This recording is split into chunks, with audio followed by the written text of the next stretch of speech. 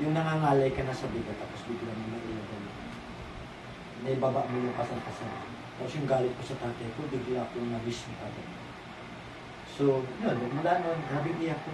Grabing iyak ko. Tapos, that day, alas 4 o'clock hanggang alas 8 ng umaga, nabasa ko yung Bible, Mateo to Revelation. Magdamag mula alas 4 hanggang alas 8 ng umaga.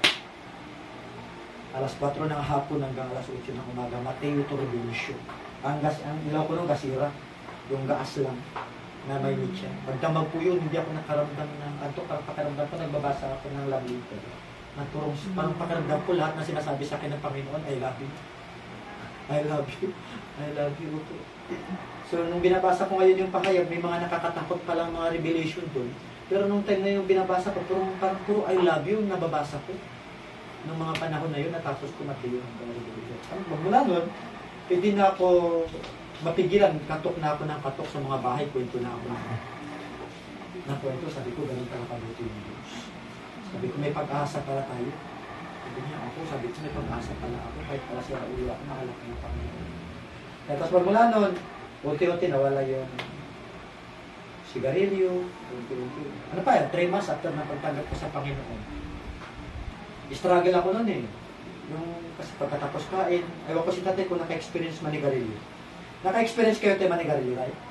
Di ba yun, pagkatapos kain, lalo na pag malansa, naglalaway tayo, di ba? Sarap, hinahanap mo talaga yung... Tapos pag nagkakape, di ba, sarap kumikit. Talaga naglalaway ako.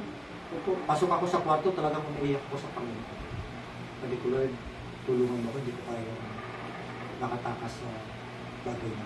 Gusto ko maglingkod sa'yo, kaya paano ako makakapaglingkod kapag nalingkod ka natin.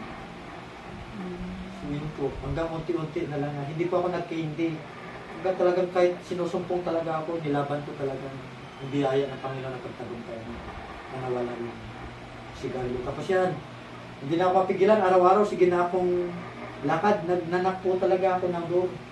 Nagkukwento talaga, sabi ko, mabuti yung Panginoon. Mas dumami yung Bible study ko sa pastor ko. Siya, sige na lang bautismo, pastor. Sige na lang bautismo yung senior pastor ko. Ako, dinadala ko na lang talaga, dumami kami sa church. Mga panahon, kasi hindi na ako mapigilan magkwento. Kaya na-experience ko na nadatnan ko, pagkain na lang sa misa, walang tao. Siguro, sabi ko, tinatakbuhan ako. Nakikita ako, abutan ko, mainit pa, umusok-usok pag ganyan yung sabaw. Walang tao. Yan, so ganun po kabuti yung Panginoon. Actually, kung saan lugar pa ako nagpapasto ngayon, ayoko doon. Kasi doon nasira buhay ko. Doon ako lumaki, doon ako naging sira ulo, doon ako naging ate. Pero doon po ako binalik ng Panginoon. Yan, pinagpapasalamat ko. Gamat hindi ako nakapag-aral ng Bible School, nakita ko yung ginawa ng Diyos.